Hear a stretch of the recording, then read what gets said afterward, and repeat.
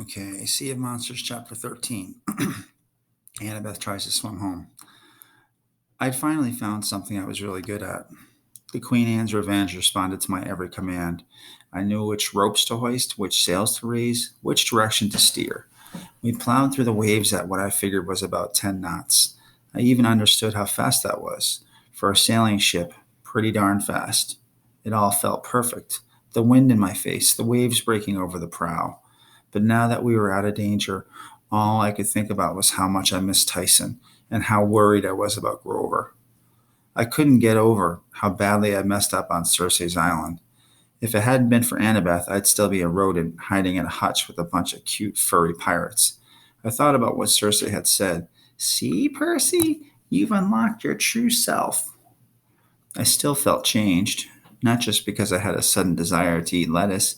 I felt jumpy, like the instinct to be a scared little animal was now a part of me, or maybe it had always been there.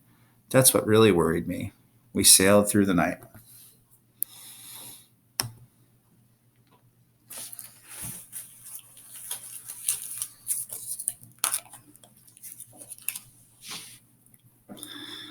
Annabeth tried to help me keep lookout, but sailing didn't agree with her. After a few hours rocking back and forth, her face turned the color of guacamole and she went below to lie in a hammock. I watched the horizon. More than once I spotted monsters. A plume of water as tall as a skyscraper spewed into the moonlight. A row of green spines slithered across the waves, something maybe 100 feet long, reptilian. I didn't really want to know. Once I saw the Nereids, the glowing lady spirits of the sea. I tried to wave at them, but they disappeared into the depths, leaving me unsure whether they'd seen me or not. Sometime after midnight, Annabeth came up on deck. We were just passing a smoking volcano island. The sea bubbled and steamed around the shore. One of the forges of Hephaestus, Annabeth said, where he makes his metal monsters. Like the bronze bulls? She nodded. Go around, far around. I didn't need to be told twice. We steered clear of the island, and soon it was just a red patch of haze behind us. I looked at Annabeth. The reason you hate Cyclopses so much, the story about how Talia really died, what happened? It was hard to see your expression in the dark. I guess you deserve to know, she said finally. The night Grover was escorting us to camp, he got confused, took some wrong turns. You remember he told you that once? I nodded. Well, the worst wrong turn was into a Cyclops lair in Brooklyn. They've got Cyclopses in Brooklyn? I asked. You wouldn't believe how many, but that's not the point. This Cyclops, he tricked us.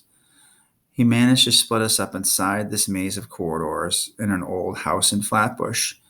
And he could sound like anyone, Percy. Just the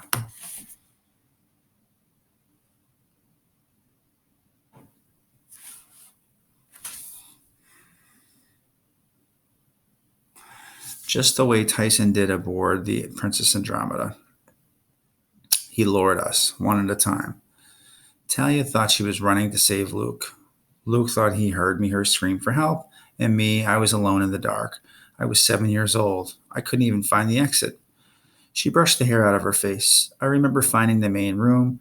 There were bones all over the floor, and there were Talia and Luke and Grover tied up and gagged, hanging from the ceiling like smoked hams. The Cyclops was starting a fire in the middle of the floor. I drew my knife, but he heard me. He turned and smiled. He spoke, and somehow he knew my dad's voice. I guess he just plucked it out of my mind. He said, Now, Annabeth, don't you worry. I love you. You can stay here with me. You can stay forever. I shivered. The way she told it, even now, 6 years later, freaked me out worse than any ghost story I've ever heard. What did you do? I stabbed him in the foot. I stared at her. Are you kidding? You were 7 years old and you stabbed a grown Cyclops in the foot?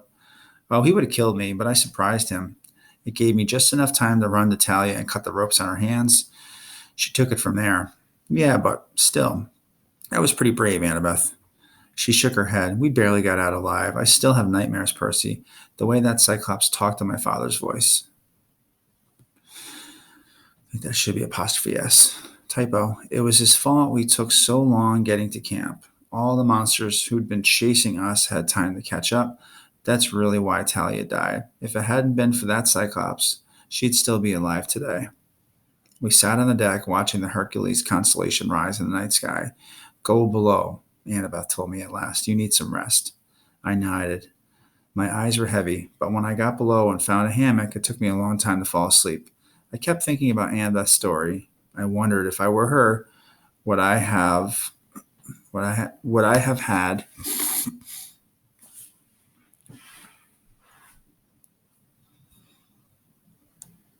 lag time, enough courage to go on this quest to sail straight toward the lair of another Cyclops? I didn't dream about Grover. Instead, I found myself back in Luke's stateroom aboard the Princess Andromeda. The curtains were open. It was nighttime outside. The air swirled with shadows. Voices whispered all around me. Spirits of the dead. Beware, they whispered. Traps. Trickery. Cronus's golden sarcophagus glowed faintly, the only source of light in the room. A cold laugh startled me. Ah, ha, ha, ha, ha, ha. It seemed to come from miles below the ship. You don't have the courage, young one. You can't stop me. I knew what I had to do. I had to open that coffin. I uncapped Riptide. Ghosts whirled around me like a tornado. Beware! My heart pounded. I couldn't make my feet move, but I had to stop Kronos. I had to destroy whatever was in that box. Then a girl spoke right next to me. Well, seaweed brain? I looked over, expecting to see Annabeth, but the girl wasn't Annabeth. She wore punk-style clothes with silver chains on her wrist. She had spiky black hair, dark eyeliner around her stormy blue eyes, and a spray of freckles across her nose. She looked familiar, but I wasn't sure why. Well, she asked, are we going to stop him or not? I couldn't answer. I couldn't move. The girl rolled her eyes. Fine. Leave it to me and Aegis. She tapped her wrists and her silver chains transformed, flattening and expanding into a huge shield. It was silver and bronze, with the monstrous face of Medusa protruding from the center. It looked like a death mask, as if the Gorgon's steel head had been pressed into the metal. I didn't know if that was true, or if the shield could really petrify me, but I looked anyway. Just being near it made me cold with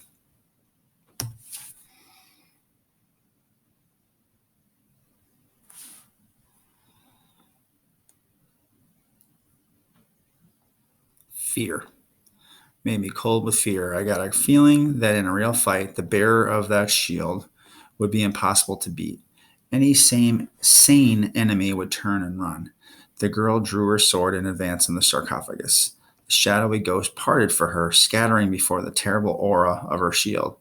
No, I tried to warn her, but she didn't listen. She marched straight up to the sarcophagus and pushed aside the golden lid. For a moment she stood there, gazing down at whatever was in the box. The coffin began to glow. No, the girl's voice trembled. It can't be. From the depths of the ocean, Kronos laughed so loudly the whole ship trembled. No, the girl screamed as the sarcophagus engulfed her in a blast of golden light. Ah! I sat bolt upright in my hammock. Annabeth was shaking me. Percy, you were having a nightmare. You need to get up. What is it? I rubbed my eyes. What's wrong? Land, she said grimly. We're approaching the island of the sirens. I could barely make out the island ahead of us, just a dark spot in the mist. I want you to do me a favor, Annabeth said. The sirens will be in range of their singing soon. I remembered stories about the sirens. They sang so sweetly, their voices enchanted sailors and lured them to their death. No problem, I assured her. We can just stop up our ears. There's a big tub of candle wax below deck.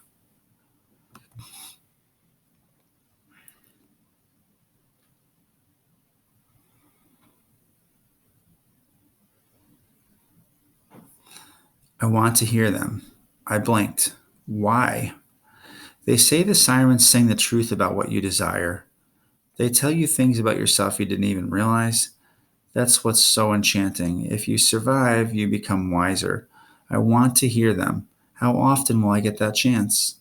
Coming from most people, this would have made no sense, but Annabeth, being who she was, well, if she could struggle through ancient Greek architecture books and enjoy documentaries on the History Channel, I guess the sirens would appeal to her, too.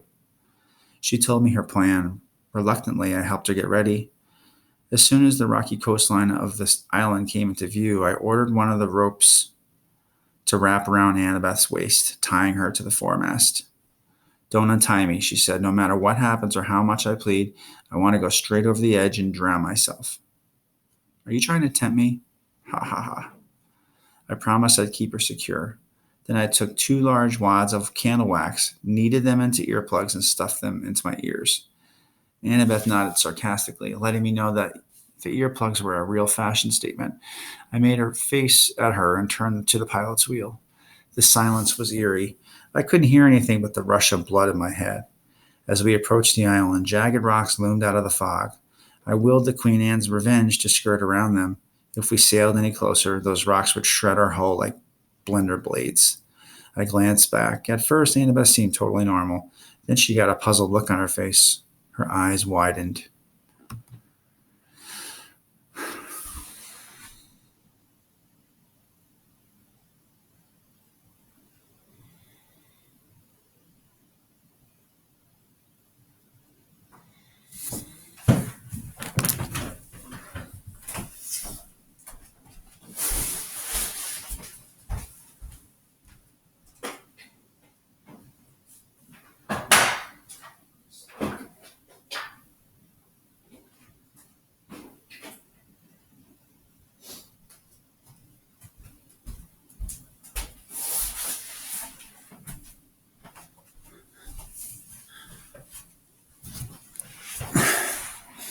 She strained against the ropes. She called my name. I could tell just from reading her lips.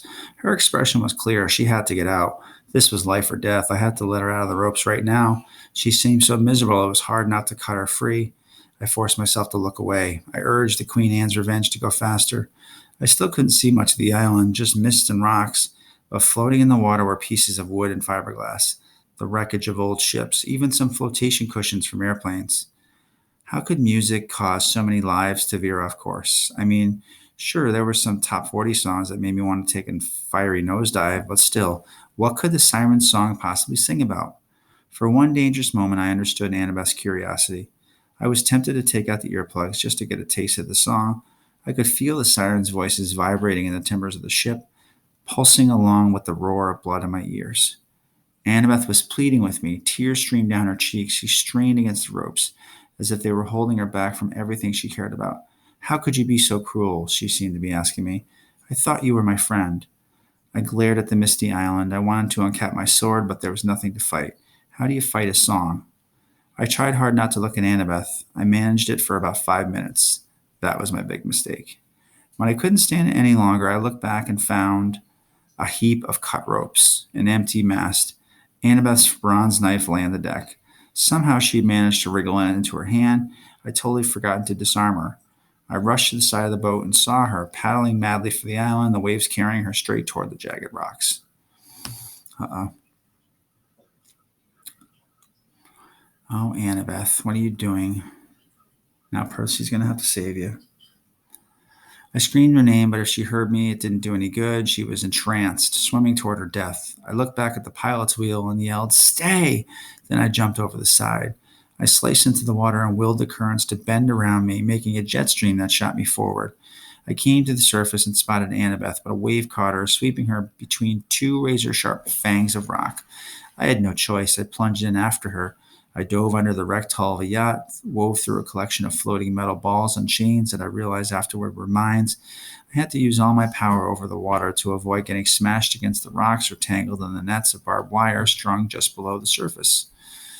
I jetted between the 2 rock fangs and found myself in a half moon shaped bay. The water was choked with more rocks and a ship wreckage and floating mines. The beach was black volcanic sand. I looked around desperately for Annabeth. There she was. Luckily or unluckily, she was a strong swimmer. She made it past the mines and the rocks. She was almost to the black beach. Then the mist cleared and I saw them, the sirens. Imagine a flock of vultures the size of people, with dirty black plumage, gray talons, and wrinkled pink necks. Now imagine human heads on top of those necks. But the human heads keep changing. I couldn't hear them, but I could see they were singing. As their mouths moved, their face morphed into people I knew. My mom, Poseidon, Grover, Tyson, Chiron, all the people I most wanted to see. They smiled reassuringly, invited me forward, but no matter what shape they took, their mouths were greasy and caked with remnants of old meals. Like vultures, they'd been eating with their faces, and it didn't look like they'd been feasting on monster donuts. Annabeth swam toward them.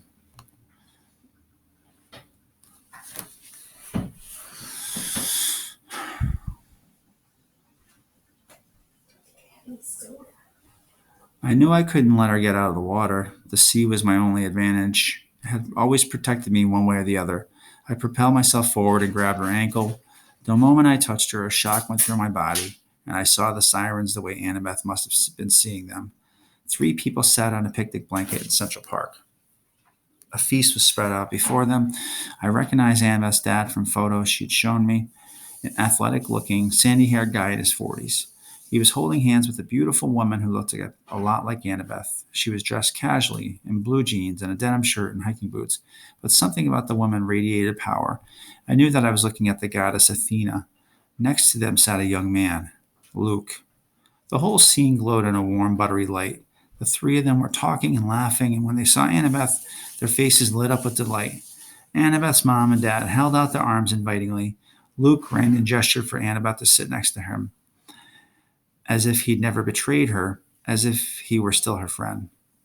Behind the trees of Central Park, a city skyline rose. I caught my breath because it was Manhattan, but not Manhattan. It had been totally rebuilt from dazzling white marble, bigger and grander than ever, with golden windows and rooftop gardens. It was better than New York, better than Mount Olympus. I knew immediately that Annabeth had designed it all. She was the architect for a whole new world. She had reunited her parents. She had saved Luke. She had done everything she'd ever wanted. I blinked hard.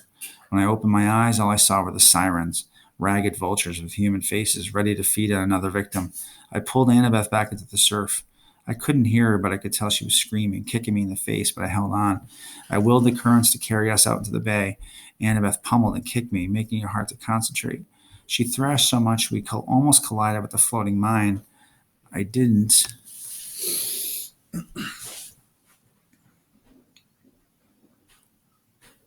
I'll get you on in a few minutes. I didn't know what to do. I'd never get back to the ship alive if she kept fighting. We went under, and Annabeth stopped struggling. Her expression became confused. Then our heads broke the surface, and she started to fight again. The water. Sound didn't travel well underwater. If I could submerge her long enough, I could break the spell of the music. Of course, Annabeth wouldn't be able to breathe, but at the moment, that seemed like a minor problem.